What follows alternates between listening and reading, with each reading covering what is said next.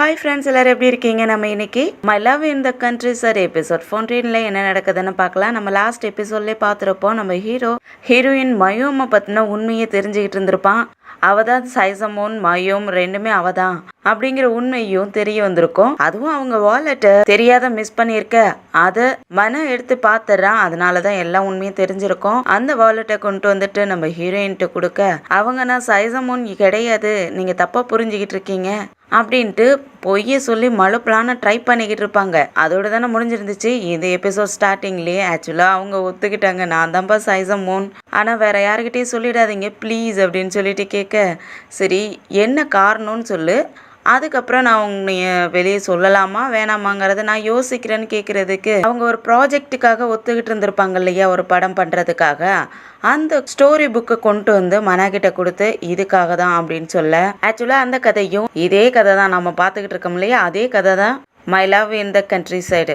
அந்த ஸ்கிரிப்ட் புக்கையும் அவங்ககிட்ட கொடுத்துட்டு, நான் இதுக்காக தான் நான் இங்கே போய் சொல்லிட்டு ஒரு கிராம பொண்ணை எப்படி இருக்கணுங்கிறதுக்காக பழகிக்கணுங்கிறதுக்காக இங்கே வந்தேன் அப்படின்னு சொல்ல, அதுவும் என்னுடைய ட்ரீம் ப்ராஜெக்ட்பா ப்ளீஸ் யாருக்கிட்டையும் சொல்லிடாத அப்படிங்க. அப்போ மனாவும் நிறைய விஷயங்கள் யோசிச்சு பார்க்குறான். நம்ம சைசமோன் எப்போவுமே அவங்க ட்ரீமை ஃபுல்ஃபில் பண்ணணும், அதே போல் ஸ்ரீயோடைய கனவையை நிறைவேற்றணும் அப்படிங்கிற மாதிரியெல்லாம் யோசிச்சுக்கிட்டு பேசிக்கிட்டு இருந்திருப்பாங்க இல்லையா. அதெல்லாம் நினச்சி பார்த்துட்டு அவனும் இந்த விஷயத்த யாருக்கிட்டையும் சொல்ல மாட்டேன்னு சொல்லிடுறான். நம்ம சைசமோன்கா செம்ம ஹாப்பி ஆகிடுது. அப்படியே நம்ம ஸ்ரீயும் டெமானியும் பார்க்கலாமா. இந்த ஜோடிங்க சரியான கலாட்டான ஒரு ஜோடி தான். நம்ம ஸ்ரீக்கு என்ன நினைப்பு, இந்த கிராங்க் அம்மா தான் நம்ம அம்மாவை கூட்டிகிட்டு போயிட்டு சூதாட்டத்தெல்லாம் விளையாட விட்டு ஏமாத்திக்கிட்டு இருக்காங்க அப்படிங்கிற எண்ணம் இருக்கு இல்லையா. அதனால அவ செம்ம கோவத்துல இருக்கா. அப்படியே ஈவினிங் அப்படியே நைட் நேரத்துல மார்க்கெட்டுக்கும் வர அந்த சமயத்துல டெமோனும் எதிரில் வரான். இவங்க ரெண்டு பேருமே சைக்கிள்ல வந்தவங்க சைக்கிள்லயே இடிச்சிக்க டெமோனும் இவகிட்ட இருந்து விலைக்கு போறதுக்கு தான் பாக்குறான். ஆனா இந்த பொண்ணு விட மாட்டேங்கிறா. அவள் அந்த சூதாட்ட கிளப்பை யாரை நடத்துகிறாங்கன்னு கேட்டு இவனை டார்ச்சர் பண்ணிக்கிட்டு இருக்கா போல இருக்கு. அதனாலே அவன் பயந்தடிச்சிட்டு அங்கேருந்து ஓடுறதுக்கு தான் பார்க்குறான். ஆனால் இந்த பொண்ணு விட மாட்டேங்கிறா. உண்மையை சொல்லு, யார் அந்த கேம்லிங் நடத்திக்கிட்டு இருக்கிறது, எனக்கு உண்மையை சொன்னீன்னா நானும் உனக்கு ஹெல்ப் பண்ணுவேன், நீ மயோமை லவ் பண்ணுறல நான் உனக்கு ஹெல்ப் பண்ணுறேன் அப்படின்ட்டு அவள் எதையும் சொல்லிக்கிட்டு இருக்க. அவனும் என்னாலலாம் முடியாது, நீ தேவையில்லாத என்னை பிரச்சனையில கொண்டு போகாத, இதுக்கும் எனக்கு எந்த சம்மந்தமும் கிடையாது, எனக்கு அங்கே யார் நடத்துகிறாங்க அதுக்கு உண்டான ஓனர் யாருன்னு எனக்கு தெரியாது அப்படின்ட்டு அங்கேருந்து தப்பிச்சு போகலான்னு பார்த்தா இவ விட மாட்டேங்கிறா. இங்கே பாரு டெமோன், மயம் மேலே உண்மையாலுமே பாசம் வச்சிருக்குன்னு எனக்கு நல்லாவே தெரியும். நீ அந்த கேம்லிங்கை பற்றின உண்மையை சொல்லு, நான் உன்னை மயம் கூட சேர்த்து வைக்கிறதுக்கு நான் உனக்கு ஹெல்ப் பண்ணுவேன் அப்படின்ட்டு இந்த பொண்ணு அவனை விடாத டார்ச்சர் பண்ண, அவனும் வேற வழி இல்லாத சரி வா நான் உன்கிட்ட உண்மையை சொல்கிறேன் அப்படின்னு சொல்லிட்டு இவன் எங்கே கூட்டிகிட்டு போனான்னா சுடுகாட்டுக்கு நடுவில் கூட்டிகிட்டு போய் நிப்பாட்டி வச்சிருக்கான். அந்த பொண்ணு செமையாக பயந்துக்கிட்டே, உனக்கு உண்மையை சொல்றேன்ட்டு இந்த இடம் தான் கிடைச்சிச்சா, வேற இடமே கிடைக்கலையாடா, இங்க கூட்டிட்டு வந்து நிப்பாட்டி வச்சிருக்க, எனக்கு பயமா இருக்குடா, இங்க சுடுகாட்டுல கொண்டு வந்து நிப்பாட்டி வச்சுட்டியே அப்படின்ட்டு அந்த பொண்ணு புலம்பிக்கிட்டு இருக்கா. அவனும் நான் யாருக்கும் இந்த உண்மையை தெரியக்கூடாதுன்னு மறைச்சு வச்சுக்கிட்டு இருந்தேன், ஆனா நீ தானே உண்மையை கேட்குற, அதை யாரும் பாத்திரக்கூடாதுங்கிறதுக்காக இங்க கூட்டிட்டு வந்த அப்படின்னு சொல்லிக்கிட்டு இருக்க. அந்த நேரம் பார்த்து நாய் ஊழ விட ஸ்ரீ செம்மையா பயந்து போயிட்டு அவனை கட்டி பிடிச்சிக்க, அவன் விடுறி என்னை விடுன்னுகிட்டு இருக்கான். இந்த பொண்ணு எனக்கு பயமா இருக்கு, கோஸ்ட் வருது அப்படின்னு சொல்லிட்டு அவனை கட்டி பிடிச்சிக்கிட்டு இருக்க. நீ இந்த மாதிரி என்னை கட்டி பிடிச்சிக்கிட்டு இருக்கிறது எனக்கு என்னோ டிஸ்கஸ்டிங்காக இருக்குது அப்படின்ட்டு கோவப்படுறானா. அந்த பொண்ணுக்கு செம்மைய கோவம் ஆயிடுது. கையை எடுத்து விட்டுட்டு, என்னை பார்த்தா உனக்கு டிஸ்கஸ்டிங்காக இருக்காடா அப்படின்னா உண்மையை சொல்லு அப்படின்ட்டு செம்மையை தீட்ட ஆரம்பிக்கிறா. நான் உன்னை டச் பண்ணது உனக்கு டிஸ்கஸ்டிங்காக இருக்காடான்ட்டு செம்மையை தீட்ட ஆரம்பிக்க, இங்கே பாரு, என் மனசில் மயம் மட்டும்தான் இருக்கா, நான் மயமுக்கு மட்டும்தான் சொந்தம் அப்படிங்கிற மாதிரி அவன் சொல்லிட்டு இருக்கா. சரி எனக்கும் தெரியும் உன் மனசுல மயம் இருக்கான்ட்டு, மயம் கூட சேர்றதுக்கு நான் உனக்கு ஹெல்ப் பண்ணுறேன், நீயும் எனக்கு ஹெல்ப் பண்ணு, அந்த கேம்லிங்கை நடத்துறது உண்மையை சொல்லுன்னு அந்த பொண்ணு கேட்டுட்டு இருக்க. அதே சமயத்தில் நம்ம மயமா காட்டுறாங்க. அவங்க மக்குவாக்கு சாப்பாடெல்லாம் கொடுத்துக்கிட்டு அதுக்கிட்ட பேசிக்கிட்டு இருக்க. ஹீரோவும் அங்கே வரான். இந்த பொண்ணு பண்ணிக்கிட்ட பேசிக்கிட்டு இருக்கிறத பார்த்த உடனே, மயம் நீ ஃப்ரீயாக இருக்கியா, நான் உங்ககிட்ட பேசணும் அப்படின்னு சொல்லிட்டு கேட்க, அந்த பொண்ணு பக்கத்தில் வந்து உட்கார, நீ என்ன பண்ணி கூடலாம் பேசிக்கிட்டு இருக்க, அதுக்கு நீ பேசுறது புரியுமா இல்லை உன்கிட்ட அது பேசுமா அப்படின்ட்டு கிண்டல் பண்ண ஆரம்பிக்குவோம். அவங்களுக்கு கோவமாயிடுது. நீ அந்த மாதிரிலாம் என் மக்குவா அப்படி சொல்லாத, எனக்குன்னு இங்கே இருக்கிற ஒரே ஒரு ஃப்ரெண்டுனா அது மக்குவா தான், நீ அதை பண்ணின்லாம் சொல்லாத, நான் அதுக்கெல்லாம் பேர் வச்சிருக்கிறல்ல, அது பேர் மக்குவான்னு சொல்லு அப்படின்னு சொல்லிக்கிட்டு இருக்க. அப்போ ஹீரோவும் நீ ஃப்ரெண்டுன்னு ஞாபகப்படுத்தவும் தான் எனக்கும் பழைய ஞாபகம்லாம் வருது அப்படின்ட்டு நான் அதெல்லாம் மிஸ் பண்ணிக்கிட்டு இருக்கேன் அப்படின்னு சொல்ல, நீ யாரை மிஸ் பண்ணிக்கிட்டு இருக்க, என்னையா மிஸ் பண்ணுறேன்னு கேட்க, அவன் டக்குன்னு காதுலயே சுண்டி விட்டுட்டு, நீ என்ன பேசிக்கிட்டு இருக்க? நான் என்னுடைய சைல்டுஹுட் எல்லாம் நினச்சி மிஸ் பண்ணிக்கிட்டு இருக்கேன். நாங்களும் முதல்ல நல்லா தான் இருந்தோம். இடையில நாங்கள் நிறையவே லாஸ் ஆயிட்டோம். அந்த சமயத்துல இருந்து நான் ரொம்பவே கஷ்டப்பட ஆரம்பிச்சிட்டேன். எப்படியாவது இந்த குடும்பத்தை முன்னேற்றி ஆகணுங்கிறதுக்காக நான் ரொம்ப கஷ்டப்பட்டு உழைக்க ஆரம்பித்தேன். ஆனால் எங்கள் அம்மாவுக்கு அந்த கஷ்டம் கொஞ்சம் கூட தெரியல. அவங்க பணத்தை பணமாகவே மதிக்க கிடையாது. அவங்க பாட்டுக்கு கேம்லிங்கில் கொண்டு போயிட்டு எல்லாத்தையும் விட்டுக்கிட்டு இருக்காங்க. எனக்கு அது ரொம்ப கஷ்டமாக இருக்குது அப்படின்ட்டு அவன் புலம்ப ஆரம்பிக்கவும், நம்ம ஹீரோயினும் அவனை சமாதானப்படுத்துகிறாங்க. நீ எதுக்கும் கவலைப்படாத, எங்கள் அப்பாவும் இந்த மாதிரி தான் இருந்தார் அப்படின்னு சொல்ல, அதனால தான் நம்மள மாதிரி மற்ற குடும்பங்களும் அழியக்கூடாதுங்கிறதுக்காக இந்த சூதாட்டை கிளப்பை இங்கேருந்து எடுக்கணுங்கிறதுக்காக நானும் எவ்வளவோ முயற்சி பண்ணிக்கிட்டு இருக்கேன். அப்படிங்கவும் இதுக்காக நானும் உனக்கு ஹெல்ப் பண்ணுறேன். கண்டிப்பாக அந்த சூதாட்டை கிளப் இங்கே இருக்கக்கூடாது. நம்ம 2 பேரும் சேர்ந்தே அதை இங்கேருந்து விரட்டலாம் அப்படிங்கிற மாதிரி அந்த பொண்ணு சொல்ல, மனாவுக்கும் கொஞ்சம் ஆறுதலாக இருக்குது. அப்படியே ஒருத்தருக்கு ஒருத்தர் பார்த்து சிரிச்சுக்கிட்டு இருக்க அந்த சமயத்தில் மக்குவா உருமுறை சத்தம் கேட்குது. அதுக்கு தண்ணி வேணும் போல இருக்குது. அதனால அது உருமிக்கிட்டு இருக்க ஹீரோவும் சரி நான் போய் தண்ணி எடுத்துகிட்டு வந்து கொடுக்குறேன்னு சொல்லிட்டு தண்ணி எடுத்துகிட்டு வந்து கொடுப்பானா, அவன் கையில் குண்டடி பட்டிருந்த காயம் இருந்துச்சு இல்லையா, அது லைட்டாக பிரிஞ்சு ரத்தம் வர ஆரம்பிக்குது.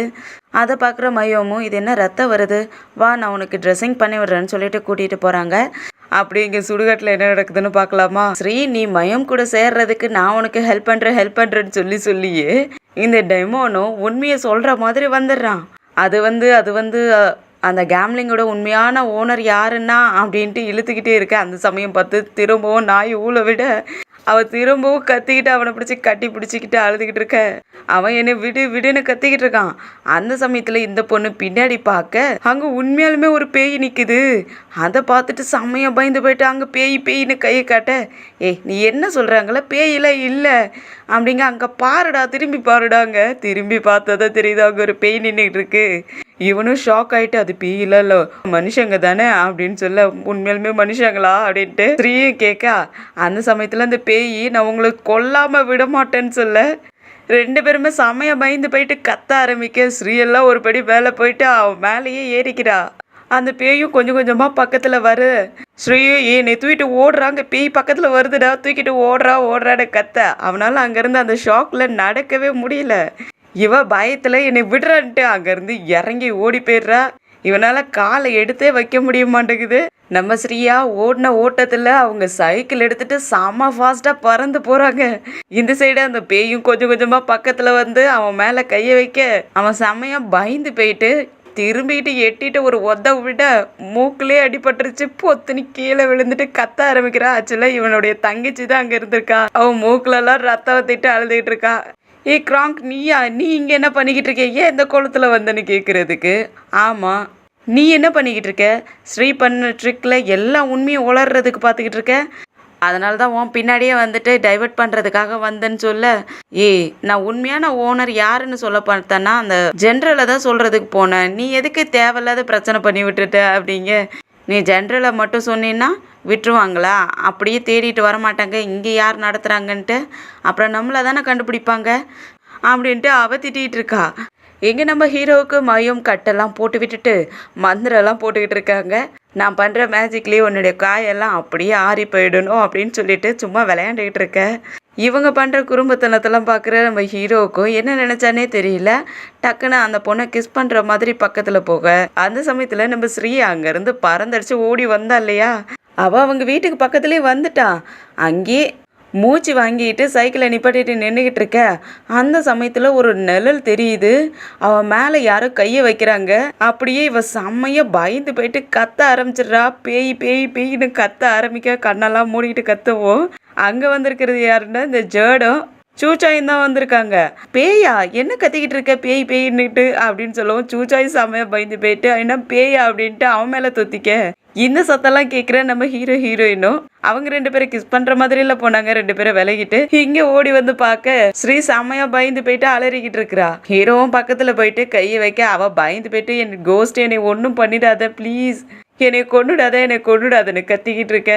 ஏ ஸ்ரீ யாரு நீ சொல்லிக்கிட்டு இருக்க, இங்க பாரு நான் மன வந்திருக்கேன், பாருன்னு கண்ணை திறந்து பாருன்னு சொல்ல அந்த பொண்ணு மெதுவாக கண்ணை திறந்து பார்த்துட்டு மன நீயா அப்படின்ட்டு அவனை கட்டி பிடிச்சிட்டு என்னை பேய் கொல்ல வருதுன்னு கட்டி பிடிச்சிட்டு கத்த ஆரம்பிக்கிறா. என்னது பேயா, இங்கே யாரும் பேயெல்லாம் கிடையாது, அங்கே பாரு சூச்சாயும் ஜோடன் தான் இருக்காங்க பாரு அப்படின்னு சொல்ல சூச்சாய் ஸ்ரீ நான் பேயெல்லாம் இல்லை சூச்சாயி அப்படின்னு சொல்லிக்கிட்டு இருக்கா. அப்பதான் ஸ்ரீயும் கண்ணை முழிச்சு பார்க்குறா. முன்னாடி சூச்சாயும் ஜோடு நிற்கிறத பார்த்த உடனே அவளுக்கு நிம்மதியாக இருக்குது. அதுக்கப்புறம் இந்த டெமானை நான் சும்மாவே விட மாட்டேன், என்னை ட்ரிக் பண்ணிட்டான், என்கிட்ட உண்மையை சொல்கிறேன்ட்டு ட்ரிக் பண்ணி ஏமாற்றிட்டானே அப்படின்ட்டு கோவப்பட்டு திட்டிகிட்டு இருக்க. நீ என்ன சொல்லிக்கிட்டு இருக்க, என்ன பேசுகிறேன்னு கேட்க. அப்போ இந்த பொண்ணு முழிக்க ஆரம்பிக்கிறாச்சுல. மன ஆல்ரெடி சொல்லியிருப்பான், நீ இதை பற்றிலாம் விசாரிக்காத, நான் பார்த்துக்கிறேன் அப்படின்னு சொல்லிட்டு. ஆனால் இந்த பொண்ணு கேட்காமல இவளே போயிட்டு தனியாக விசாரிக்கிறனால போயிருக்கா. இவளும் முழிக்க அப்படியே ஹீரோ பிடிச்ச செம்மையாக திட்ட ஆரம்பிச்சிடறான். நீ என்ன பண்ணி வச்சுக்கிட்டு இருக்க, நான் தான் முதல்ல சொன்னேன்ல இதை பற்றிலாம் நீ விசாரிக்காதன்னு சொல்லிட்டு, நீ எதுக்கு தேவையில்லாத வேலைலாம் பண்ணிக்கிட்டு இருக்கேன்னு கேட்கறதுக்கு. இல்லை நான் நெக்ஸ்ட்டாக ஒரு நல்ல பிளானை போட்டு அவங்ககிட்ட எல்லாத்தையும் கடந்துடுறேன் அப்படிங்கிற மாதிரி சொல்லுவாளா. நீ தேவையில்லாத இதில் இன்வால்வ் ஆகிற வேலை வச்சுக்கத, நான் பார்த்துக்கிறேன்னு சொன்னாலும். ஆனால் அந்த பொண்ணு கேட்க மாட்டேங்கிறா. அம்மா இந்த மாதிரி நிலைமையில ஆனதுக்கு அவங்க தானே காரணம், நான் அவங்கள சும்மா விட மாட்டேன்னு அந்த பொண்ணு சொல்லிக்கிட்டு இருக்க. அதுதான் நான் இருக்கல, நான் பார்த்துக்கிறேன்னு சொல்லிட்டு இவன் திட்டிகிட்டு இருக்கான். மன திட்டவும் ஸ்ரீக்கு செம்மைய கோவமாயிடுது. கோச்சிக்கிட்டு அங்கேருந்து போயிடுறா. அப்புறம் ஜேடுக்கிட்டேயும் நம்ம சூச்சாய்கிட்டேயும் ஸ்ரீ மேலே எப்பயுமே கண்ணு வச்சுக்கிட்டு இருங்க, அவள் எங்கேயுமே போகக்கூடாது, அவள் தேவையில்லாத பிரச்சனையில மாட்டிக்கவ போல இருக்கு, நீங்கள் அவளை கவனிச்சுக்கிட்டே இருக்கணும் அப்படின்னு சொல்ல சூச்சாயும் ஜோடும் ஸ்ரீ பின்னாடியே போயிடுறாங்க. அதுக்கப்புறம் மனம் இருந்துட்டு மயம் கிட்ட நீ போயிட்டு தூங்கு, லேட் ஆயிடுச்சுல நீ போய் தூங்குன்னு சொல்லிட்டு அனுப்பி வச்சுட்டு இவனும் அங்கேருந்து அவனுடைய ரூமுக்கு கிளம்பிடுவானா. ஆக்சுவலாக இவங்க பேசிக்கிட்டு இருந்தது எல்லாமே இவங்க அம்மா ரூமுக்கு பக்கத்தில் நின்று தான் பேசிக்கிட்டு இருந்திருப்பாங்க. இவங்க அம்மாவும் இதெல்லாம் கேட்டுட்டு இருந்திருப்பாங்க. அவங்களுக்கு நம்ம பிள்ளைங்களை இவ்வளோ தூரம் கஷ்டப்படுத்திட்டோமேன்னு சொல்லிட்டு அவங்களுக்கும் மனசு கஷ்டமாக இருக்குது. அழுதுகிட்டு நின்றுட்டு இருக்க ஸ்ரீ வந்தா இல்லையா, வாழை மரத்தை எட்டி எட்டி கோவத்தில் உதைக்க, அது பாவம் இவ உதைக்கிற உதைய தாங்க முடியாது, அது உடஞ்சே கீழே விழுந்துருது. அடுத்த நாள் காலையிலேயே நம்ம ஹீரோ அவங்க அப்பா கிட்ட அந்த சூதாட்டை கிளப்பில் ஃபோட்டோலாம் நிறைய எடுத்திருப்பான் இல்லையா, அதை கொண்டு வந்து கொடுக்க அவரும் அதை பார்த்துட்டு சரி இதை வச்சு நம்ம கம்ப்ளைண்ட் பண்ணலான்னு சொல்லிக்கிட்டு இருப்பாரு. அதுக்கும் கூட ஹீரோ இன்னொரு பிளானிங் பண்ணணும்பா அப்படின்னு சொல்லிகிட்டு இருப்பானா. அப்படியே அவங்க அம்மாவை தான் காட்டுறாங்க. அவங்க என்னடனா கையில் ஏதோ டேப்லெட் டப்பாலாம் வச்சுக்கிட்டு அவங்க சூச்சாயை நினச்சிடலாம் அழுதுகிட்டு இருக்காங்க. நாங்கள் உங்களெல்லாம் விட்டுட்டு போக போகிறேன், உங்களுக்கு இந்த கெட்ட அம்மா வேண்டாம் அப்படிங்கிற மாதிரி அழுதுகிட்டு இருக்காங்க. அதுவும் இல்லாத அந்த டேப்லெட்டை ஃபுல்லாக அவங்க வாயிலையும் போட்டுக்கிறாங்க. போட்டுக்கிட்டு தண்ணி கூட இல்லாத முழுங்கிட்டு இருக்க. அந்த சமயத்தில் கீழே ஹீரோவும் அவங்க அப்பாவும் வந்துக்கிட்டு இருக்காங்க. இவங்க தண்ணி கூட இல்லாத ஒரு மாதிரி அந்த டேப்லெட்டை போட்டுட்டு அவங்க ஒன்று அணைத்திக்கிட்டு இருக்க. வெளியே இவங்களுக்கு சத்தமும் கேட்டுருது. என்னாச்சோ தெரியலையேன்ட்டு ஓடி வந்து டோரை ஓப்பன் பண்ணி பார்த்தா அந்த டேப்லெட்லாம் சதறி போய் கிடக்குது. அவங்க அம்மாவும் எதுவும் தூக்க மாத்திரையாவது நிறைய போட்டுக்கிட்டாங்களா என்னவோ தெரியல, ரொம்ப கஷ்டப்பட்டுட்டு இருக்காங்க. மயமும் கூட அங்கே ஓடி வந்துடுறாங்க. அந்த டேப்லெட் டப்பாவும் எடுத்துடுறாங்க. அந்த மருந்து என்னவோ மூலிகை மருந்து தான் போல இருக்குது, அது ஒன்றும் பண்ணாது போல இருக்கு. அதை பார்த்து சொல்ல அப்போதான் அவங்களுக்கும் ஞாபகம் வருது. ஆக்சுவலாக இவங்க ஸ்லீப்பிங் டேப்லெட் தான் எடுக்கிறதுக்காக பார்த்துருக்காங்க. ஆனால் அவங்க அழுதுகிட்டே எடுத்ததில்ல, இவங்க இந்த மருந்து எடுத்திருப்பாங்க போல இருக்குது. இந்த மருந்து கூட ஏதோ பட்டாணி கத்திரிக்காயில் செய்கிற மருந்து போல இருக்குது. அதையே எடுத்தேன்னு சொல்லிட்டு அப்பாவும் மகனும் ஷாக் ஆகிட்டு அப்படியே விட்டுறாங்க. இவங்களும் கூட அதை தண்ணி இல்லை, தண்ணி கூட குடிக்காத கூட அந்த மாத்திரையெல்லாம் போட்டுக்கிட்டாங்க இல்லையா, அதனால தான் அவங்களுக்கு தொண்டையில் விக்கிக்கிட்டு இருந்திருக்கும் போல இருக்குது. இப்போ அந்த மருந்து கொஞ்ச நேரத்துலேயே முழுங்கிட்டு அப்பாடா இப்போ தான் நல்லா இருக்குது அப்படிங்கிற மாதிரி சொல்ல எல்லாருக்குமே வெறுப்பாயிடுது. அவங்க என்னென்னவோன்னுலாம் நினச்சாங்க. ஐயோ அம்மா ஏதோ தப்பான முடிவு தான் எடுத்துட்டாங்க போல இருக்கு, டாக்டர்கிட்ட கூட்டிகிட்டு போகணும்னுலாம் நினச்சிக்கிட்டு இருந்தாங்க. இப்படியாகவும் அவங்களுக்குலாம் ஒரு மாதிரி ஆயிடுது. அதுக்கப்புறம் அவங்கள வெளியே கூட்டிகிட்டு வந்து உட்கார வச்சுக்கிட்டு செம்மையாக திட்டிகிட்டு இருக்காங்க. சுற்றிலும் எல்லாரும் அவங்க ஹஸ்பண்ட் அவங்க பையன்ட்டு எல்லாம் சத்தம் போட்டுட்டு இருக்காங்க. ஏன் இந்த தேவையில்லாத வேலைலாம் பண்ணிக்கிட்டு இருக்கீங்க, நல்ல வேலை அது பாய்சனாக இல்லாத போயிடுச்சு, இல்லைன்னா என்ன ஆயிருக்கும் அப்படின்ட்டு திட்டிகிட்டு இருக்க. ஸ்ரீலாம் அவங்க அம்மாவுக்கு தானே சப்போர்ட் பண்ணிக்கிட்டு இருப்பா. அவள் வந்து சரி விடுங்க, அம்மாவை திட்டிகிட்டு இருக்காதீங்க, பாவம் அவங்களே கஷ்டத்தில் இருக்காங்க, அவங்க எவ்வளோ மனசு கஷ்டப்பட்டிருந்தா இந்த முடிவு எடுத்திருப்பாங்க அப்படின்னு சொல்லிட்டு சமாதானப்படுத்திக்கிட்டு இருக்க. உன்னை நாங்கள் யாராவது வெறுத்துருக்கோமா, இவ்வளோ பிரச்சனை நடந்தாலும் உன்னை யாரும் நாங்கள் வெறுக்கல, எதுக்காக தேவையில்லாத இந்த வேலையெல்லாம் பண்ணுறேன்னு சொல்லிட்டு அவங்க ஹஸ்பண்ட் சத்தம் போட்டுட்ருக்காரு. அதுக்கப்புறம் ஹீரோட அம்மாவும் இல்லை நான் இந்த மாதிரி தப்பெல்லாம் இனிமேல் பண்ணவே மாட்டேன் அப்படின்னு சொல்லிட்டு அவங்க எல்லாருக்கிட்டையும் மன்னிப்பும் கேட்குறாங்க. அதுக்கப்புறம் ஃபேமிலியாகவே நம்ம புத்த கோயிலுக்கு போயிட்டு வரலாம், நமக்கு ஏதோ ஒரு கஷ்ட நேரம் போல் இருக்குது, அதனால தான் இந்த மாதிரிலாம் அமைஞ்சிருச்சு, நம்ம புத்த கோயிலுக்கு போயிட்டு வரலான்ட்டு ஃபேமிலியாகவே பிளான் பண்ணேன். எல்லாருமே ரொம்ப ஹாப்பி ஆகிடுறாங்க. அப்படி குடும்பமாகவே ஹக் பண்ணிக்கிட்டு இருக்க. அந்த சமயத்தில் ஜோடு பின்னாடி இருந்துட்டு அவனும் ஹக் பண்ணுறதுக்காக போவானா, நம்ம ஹீரோயின் அவனை பிடிச்சி வச்சுட்டு இல்லை நீ போகாதுன்ட்டு உட்கார வச்சுக்கிறாங்க. அவனுக்கு ஒரு மாதிரி இருக்கும், அவன் தோள் மேலே கையை போட்டுக்கிட்டு தட்டி கொடுத்துக்கிட்டு இருக்காங்க. அதே சமயத்தில் கிராங்க் வீட்டை தான் காட்டுறாங்க. கிராங்க் வீட்டில் போட்டு கொடுத்துட்டா போல இருக்குது எல்லா விஷயத்தையும் அவங்க அண்ணனை பற்றி. குடும்பமாகவே சுற்றி நின்று திட்டிக்கிட்டு இருக்காங்க அவனை போட்டு. எப்படிடா ஸ்ரீயோட ட்ரிக்கில் நீ மாட்டிக்கிட்டு எல்லா உண்மையும் சொல்லிட்டு எங்களை ஜெயிலுக்கு அனுப்பிடலான்னு பார்த்துக்கிட்டு இருக்கியா அப்படின்ட்டு செம்மையாக திட்டிகிட்டு இருக்காங்க. அவனும் இல்லைப்பா, நான் அந்த மாதிரிலாம் சொல்ல வரல, நான் உங்களை பற்றிலாம் சொல்லுவேன், நான் வேற ஒருத்தர் இருக்கான் இல்லையா அவனை பற்றி தான் சொல்ல வந்தேன் அப்படிங்கிறதுக்கு, நீ யாரை பற்றி சொன்னாலும் நாம் எல்லாருமே ஜெயிலில் போய் கிடக்க வேண்டியது தான் அப்படின்ட்டு திட்டிக்கிட்டு இருக்காங்க. அந்த சமயம் பார்த்து போலீஸும் அந்த வீட்டுக்கு வராங்க. அதை பார்த்துட்டு இவங்க குடும்பம் ஷாக் ஆகி நின்றுட்டுருக்க, அந்த போலீஸும் உங்கள் பேரில் கம்ப்ளைண்ட் வந்திருக்கு, இந்த மாதிரி நீங்கள் கேம்லிங் ஹவுஸ்லாம் வச்சு நடத்திக்கிட்டு இருக்கீங்களாமே, அதனால் உங்களை அரெஸ்ட் பண்ணுறதுக்காக வந்திருக்கோம் உங்கள் ஃபேமிலியை அப்படின்னு சொல்லவும், இந்த டிமாண்ட் இருந்துட்டு எங்கள் அப்பா அம்மாவை விட்டுருங்க, நான் உங்கள் கூட வரேன் அப்படின்னு சொல்லிட்டு இவன் பேசிக்கிட்டு இருக்கான். அந்த சமயத்தில் அவங்க அப்பா எதையும் யோசிக்கிறாரு. ஆக்சுவலாக இதுக்கு முன்னாடியே இந்த விஷயத்த அந்த ஜென்ரல்கிட்ட இந்த ஆள் சொல்லியிருப்பான் போல இருக்குது. அவனும் இந்த விஷயத்தை வச்சு நம்ம பொறுமையாகவே ஹேண்டில் பண்ணலான்னு சொல்கிறதுக்கு, அதுக்கு இந்த கிராங்க் அப்பா இருந்துட்டு அந்த குடும்பத்தையே நாங்கள் கொன்று போட்டுடுறோம், நாங்கள் ஏதாவது பண்ணி அந்த குடும்பத்தையே கொன்னுடுறோம், அதுக்கப்புறம் எந்த ப்ராப்ளமும் வராது இல்லைங்கிறதுக்கு அவன் இல்லை நீங்கள் தப்பாக பண்ணாதீங்க, அந்த மாதிரி ஹேண்டில் பண்ணக்கூடாது, இதெல்லாம் சாஃப்டாக தான் ஹேண்டில் பண்ணி ஆகணும், நீங்களும் அவங்க கூடயே ஒத்து போகிற மாதிரியே அப்படியே நடிச்சுக்கிட்டு இருங்க, தேவையில்லாத பிரச்சனையெல்லாம் பெருசாக்கக்கூடாது, நான் என்ன சொல்கிறேன்னா அதை தான் நீங்கள் கேட்கணும் அப்படிங்கிற மாதிரி சொல்லியிருப்பான். அதனால் இந்த டெமான் அப்பாவும் அப்படியே போலீஸ்காரங்க கிட்ட வந்துட்டு, நீ என்ன பேசிக்கிட்டு இருக்க, அந்த மாதிரிலாம் சொல்லாத, இங்கே பாருங்கள் சார், இந்த ஊர்லேயே நிறைய கேம்லிங் ஹவுஸ்லாம் நடந்துக்கிட்டு இருக்கு, எனக்கும் அதில் ஓனர் யாருங்கிறத கண்டுபிடிக்கணுங்கிறது தான் எனக்கும் ஆசை, அதனால் நானும் நிறையவே சர்ச் பண்ணி வச்சுருக்கேன், உங்களுக்கு என்ன ஹெல்ப்பாக இருந்தாலும் நான் உங்களுக்கு பண்ணுறேன் அப்படின்னு சொல்லிட்டு இவரும் அவங்க ஒய்ஃபும் போலீஸ் கூட கிளம்பிடுறாங்க. ஃபேக்ட்ரியில் மனம் அப்படியே டயர்டாக நின்றுட்டுருக்க, அங்கே வர நம்ம மயமும் அவனை பார்த்துக்கிட்டே அந்த பணம்பால ஒருத்தர்கிட்ட அப்படி கொடுத்துக்கிட்டே இருப்பாங்களா, அது டக்குன்னு கீழே வர மாதிரி போக அந்த சமயத்தில் மனம் வந்து பிடிச்சிக்கிறான். அப்போ இவங்க 2 பேருமே கையை பிடிச்சிட்டு இருக்கிற மாதிரி ஆயிடுது. அப்போ தான் பார்க்குறாங்க மனம் டயர்டாக இருக்கிற மாதிரி தெரியுது. என்னாச்சு உனக்கு, நீ ஏன் இவ்வளோ டயர்டாக இருக்குன்னு சொல்லிட்டு தொட்டு பார்த்தா காய்ச்சல் அடிக்குது. என்னது உனக்கு இவ்வளோ ஃபீவராக இருக்குது, வா அப்படின்ட்டு தனியாக அவனை கூட்டிகிட்டு போயிட்டு உட்கார வச்சுட்டு அவனுக்கு ஃபீவருக்கு டேப்லெட்லாம் கொடுத்துட்டு அந்த குண்டடி பட்டிருந்துச்சு இல்லையா, அதெல்லாம் க்ளீன் பண்ணிவிட்டு அதுக்கு புது கட்டெல்லாம் போட்டு விட்டுட்ருக்க. அப்போ ஹீரோவும் மயோமியை பார்த்துக்கிட்டு இருக்க, எதுக்காக என்னை எப்படி பார்க்குறேன்னு கேட்குறதுக்கு அவன் ஃப்ளர்ட் பண்ணுற மாதிரி பேச ஆரம்பிச்சிடுறான், உன்னை தான் பார்த்துக்கிட்டு இருக்கேன் அப்படின்ட்டு. அந்த பொண்ணு வெக்கத்தில் மனா இந்த மாதிரிலாம் விளையாடாதுன்னு சொல்லிட்டு அந்த அடிப்பட்ட இடத்துலையே அடித்து விட்டுறான். அவன் வலையில் துடிச்சிட்ருக்கா, அச்சோ சாரி அப்படின்னு சொல்லிட்டு கட்டெல்லாம் போட்டு விட்டுட்டு அங்கேருந்து கிளம்பலான்னு பார்க்க, அப்போ மன அந்த பொண்ணு கையை பிடிச்சிடுறான். இந்த பொண்ணும் வெக்கப்பட்டுக்கிட்டே திரும்பி என்னன்னு கேட்குறதுக்கு ஹீரோவும் தேங்க்ஸ் சொல்லுவானா, எதுக்காக தேங்க்ஸ் சொல்கிற, என்ன விஷயம்னு கேட்குறதுக்கு, இல்லை எனக்காக நீ இவ்வளோ தூரம் கவலைப்பட்டு எனக்காக கட்டெல்லாம் போட்டு விடுற, டேப்லெட்லாம் கொடுக்குற, என்னை நினச்சி நீ ஒரி பண்ணுறல்ல, அதனால தான் தேங்க்ஸ் சொல்லணுன்னு சொல்ல. அப்போ இவங்க 2 பேரும் கையை பிடிச்சிட்டு தான் பேசிக்கிட்டு இருந்திருப்பாங்க. அந்த சமயத்தில் மனாவோட அம்மா அங்கே வந்துடுறாங்க. மனா அப்படின்ட்டு சத்தம் கொடுக்க இவங்க 2 பேரும் ஷாக் ஆகி பார்க்க, அவங்க வந்த உடனே மயம் வந்து திட்டுறாங்க, நீ இங்கே என்ன பண்ணிக்கிட்டு இருக்க, அங்கே வேலைக்கு ஆள் இல்லைன்னு எல்லாரும் தேடிக்கிட்டு இருக்காங்க, நீ இங்கே வந்து உட்காந்துக்கிட்டு என் பையன் கூட என்னடி பண்ணிக்கிட்டு இருக்க அப்படிங்கிற மாதிரி திட்ட ஆரம்பிக்கும். அம்மா அவளை திட்டாத, என் கைக்கு அவள் கட்டு தான் போட்டு விட்டா, வேற ஒன்றும் பண்ணலை, எதுக்காக தேவையில்லாத அவளை திட்டுறங்கிறதுக்கு, அதெல்லாம் சரிதான்டா, ஆனால் அங்கே வேலைக்கு ஆள் இல்லைன்ட்டு ஸ்ரீலாம் தேடிக்கிட்டு இருக்கா, நீ என்ன பார்த்துக்கிட்டு இருக்க, போ அங்கே போய் வேலையை பாருன்னு சொல்லிட்டு மயம் அங்கேருந்து அனுப்பி விட்டுட்டு அவங்க பையன்கிட்ட அட்வைஸ் பண்ணிக்கிட்டு இருக்காங்க, இங்கே பாரு மனா, இந்த மாதிரி வேலைக்கார பொண்ணெல்லாம் பக்கத்துலலாம் நெருங்க விடக்கூடாது, அப்புறம் உன் கூட நல்லா பேசி பழகி உன்னை மயக்கி அவள் இந்த ஃபேக்ட்ரிக்கே முதலாளி அம்மாவாயிடுவா, அவகிட்ட இருந்து விலகியே இரு அப்படிங்கிற மாதிரி சொல்ல, அம்மா நீ என்ன மயம்மா பற்றி அப்படிலாம் தப்பாக பேசாதம்மா, அவள் நல்ல பொண்ணு, அவள் லைஃப்பில் வேறு கோல் வச்சுருக்கா, அவளை பற்றிலாம் இப்படி பேசாதீங்கம்மா அப்படிங்கிறதுக்கு, என்ன அவள் உன்கிட்ட சொன்னாலா, நான் உனக்காக கிராங்காக பேசி வச்சுருக்கேன், நீ இவ கூட பேசிட்டு விளையாண்டுட்டு இருக்காத அப்படின்ட்டு திட்டவும், அம்மா இதை நீங்கள் தான் முடிவு பண்ணியிருக்கீங்க, நான் கிடையாது, நான் கிராங்கை ஒரு தங்கச்சி மாதிரி தான் பார்த்துட்டு இருக்கேன், என்னால் அவளை மேரேஜ்லாம் பண்ணிக்க முடியாது, நீங்கள் போய் உங்கள் வேலையை பாருங்க அப்படின்னு சொல்லிட்டு அவன் அங்கேருந்து கிளம்பிடுறான். இவங்க கோவத்தில் அவங்க ஃப்ரெண்டுக்கிட்ட போயிட்டு புலம்ப ஆரம்பிக்கிறாங்க. இந்த கிராங்க் அம்மாவும் அதுக்கேற்ற மாதிரி ஏற்றி விடவும் செய்கிறாங்க.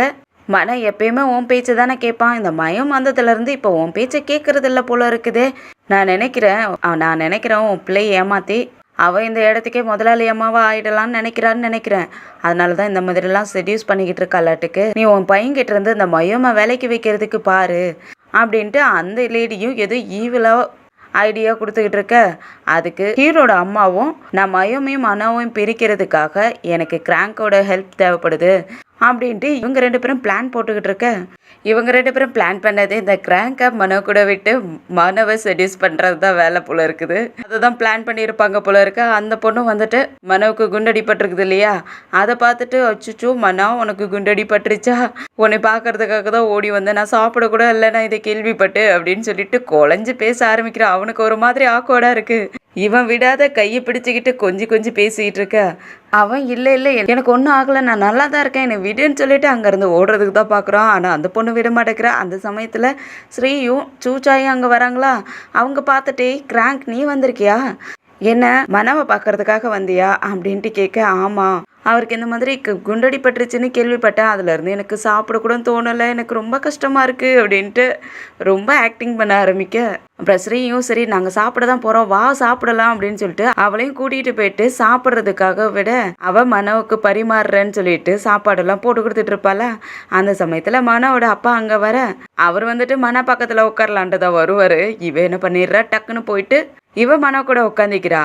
அதுக்கப்புறம் அவரும் தனியாக உட்காந்து எல்லாரும் ஒன்றா உட்காந்து சாப்பிட ஆரம்பிக்க, இந்த கிராங்க் என்ன பண்ணுறான்னா நம்ம ஹீரோவை எப்படியாவது செடியூஸ் பண்ணணும் அப்படின்ட்டு அவனுக்கு சாப்பாடெல்லாம் கொடுக்குற மாதிரி ரொம்ப பாசமாக அவன் பிளேட்டில் சாப்பாடெல்லாம் எடுத்து வைக்கிற மாதிரி எடுத்து வச்சுக்கிட்டு இருக்கேன். அப்போ சூச்சாய் இடையில வந்துட்டு எனக்கு கொடு, அதை எனக்கு கொடுன்ட்டு வாங்கிக்கிறா. அவளுக்கு ஒரு மாதிரி வெறுப்பாக இருக்குது. ஆனால் இருந்தாலும் அந்த பொண்ணு விடவே மாட்டேங்கிறா. இவளாலே இவங்க முன்னாடி அவளை என்ன சொல்கிறது அப்படின்ட்டு கடுப்பில் பண்ணிகிட்டு இருப்பாள். அப்போ ஹீரோட அப்பா பார்த்துட்டு எங்கே அம்மாவை காணோம், எங்கே போனான்னு கேட்குறதுக்கு இந்த கிராங்க் இருந்துட்டு அம்மா கூட அவங்க ஒருத்தவங்களோட ஃபியோனர்களுக்கு தான் போயிருக்காங்க, அவங்க வர்றதுக்கு லேட் நைட் ஆகிடும் அப்படின்லாம் சொல்லிட்டு இருக்கா. அவருக்கு ஒரு மாதிரி சந்தேகமாக இருக்குது, திரும்பவும் கேம்லிங் விளையாடுறதுக்கு தான் போயிருக்காளோ அப்படின்ட்டு சந்தேகத்தோடு யோசிச்சுக்கிட்டு இருக்காரு. அப்படியே ஹீரோட அம்மாவை தான் காட்டுறாங்க. அவங்க உண்மையாலுமே புத்தா கோயிலுக்கு தான் வந்திருக்காங்க இந்த கிராங்க் அம்மா கூட. அவங்க 2 பேரும் அங்கே சாமி கும்பிட்டுட்டு இருக்க, அப்போ நம்ம ஹீரோ அம்மா இருந்துட்டு நான் இந்த கேம்லிங் விட்டு போக போகிறேன், நான் இந்த கேம்லிங்கை விட்டுற போகிறேன், இதுக்கு மேலே கேம்லிங் விளையாட மாட்டேன் அப்படின்னு சொல்லிக்கிட்டு இருக்க, அந்த சமயத்தில் ஒரு லேடியோட வாய்ஸ் கேட்குது, எனக்கு 9ஆம் நம்பர் அடிச்சிருச்சு அப்படின்னு சொல்லிட்டு அவங்க கத்திக்கிட்டு இருக்காங்க. அந்த சத்தம் இவங்களுக்கும் கேட்டுருது. இவங்க கேட்டு ஷாக்காக அதோட தான் இந்த எபிசோடு முடியுது. ஹீரோட அம்மா கேம்லிங் விளையாடக்கூடாதுன்னு தான் அவங்களும் நினைக்கிறாங்க. ஆனால் அந்த ஊரில் எங்கே பார்த்தாலும் கேம்லிங் விளையாடுவாங்க போல இருக்குது. புத்த கோயிலெல்லாம் கூட கேம்லிங் விளையாண்டுட்டு இருப்பாங்க போல இருக்குது. அங்கே வரைக்குமே சத்தம் கேட்குது. இது வேற இப்போ ஹீரோட அம்மாவுக்கும் கேட்டுருச்சு. அவங்க என்ன பண்ண போகிறாங்கன்னு நம்ம அடுத்த எபிசோடில் வெயிட் பண்ணி பார்க்கலாம். இந்த வீடியோ பிடிச்சிருந்துச்சுன்னா லைக் பண்ணுங்கள், உங்கள் ஃப்ரெண்ட்ஸ் அண்ட் ஃபேமிலிக்கு ஷேர் பண்ணுங்கள். அப்படியே நம்ம சேனலை சப்ஸ்கிரைப் பண்ணி பெல் ஐக்கனை கிளிக் பண்ணி வச்சுக்கோங்க அடுத்தடுத்த எபிசோட் நோட்டிஃபிகேஷனுக்காக. அடுத்த எபிசோடில் சந்திக்கிற வரைக்கும் பாய் அண்ட் தேங்க்யூ.